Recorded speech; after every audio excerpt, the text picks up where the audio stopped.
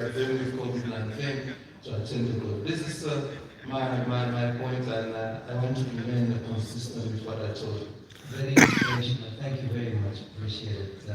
We move to Minister Ahmad Awad. Thank you again for being with us also.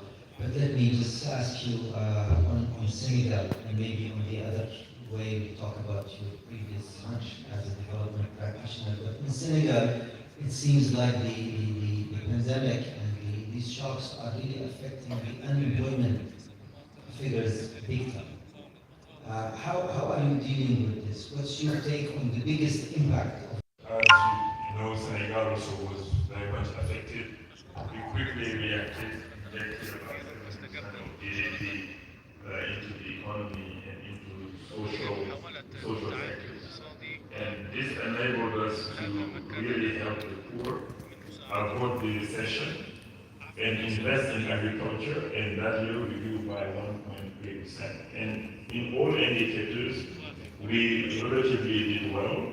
Then suddenly we have now the geopolitical crisis affecting us on the budget side, 3% of GDP to support the poor, to support the population, or budget deficit, more than doubling it, basically.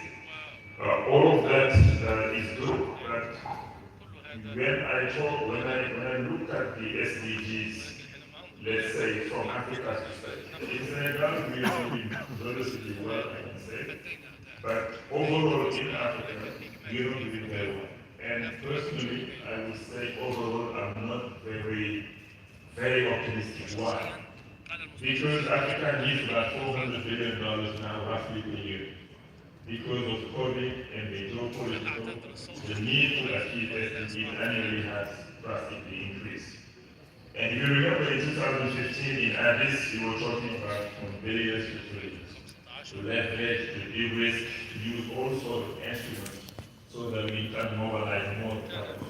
Everybody says the private sector is managing 100 trillion or plus, whatever.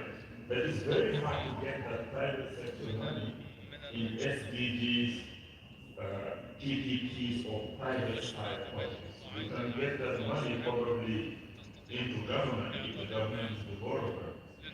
But it's very hard to get it into direct projects where the private sector is taking the risk to implement those projects that will affect the economy, positively grow the economy and help us reduce the gap.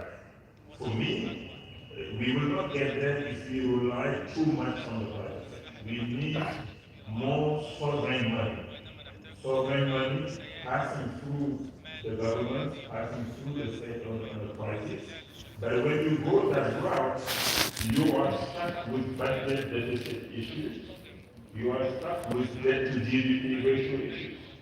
And also the cost of borrowing is very high on all these countries that need quickly to achieve the SDGs, while the cost of borrowing is concessional for developed countries that really don't need to do a lot of efforts, basically.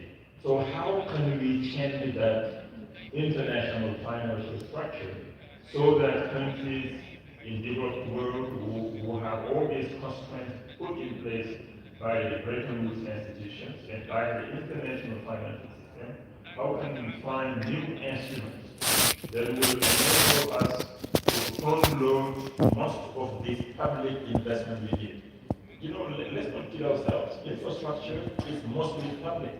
You cannot rely on private sector to build some of these big infrastructure because it's economically viable, but not maybe financially viable enough for the private sector. Therefore, the governments have to come in. If you look at ODAs for Africa, it's less than $60 billion a year.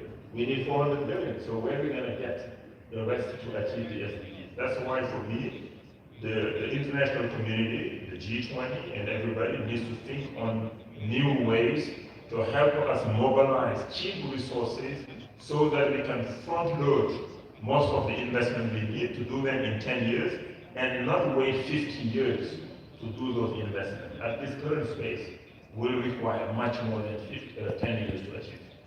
Well, thank you, and I forgot to mention that you are also speaking in the voice of the African Union today. I mean, this year, I think Senegal is by the way, when you were talking about infrastructure is a public thing, I saw Dr. Hala nodding strongly with you. She's agreeing with you big time. And maybe this is a question that's been talked about in why spending it on infrastructure, why using the government money in this, because as you just mentioned.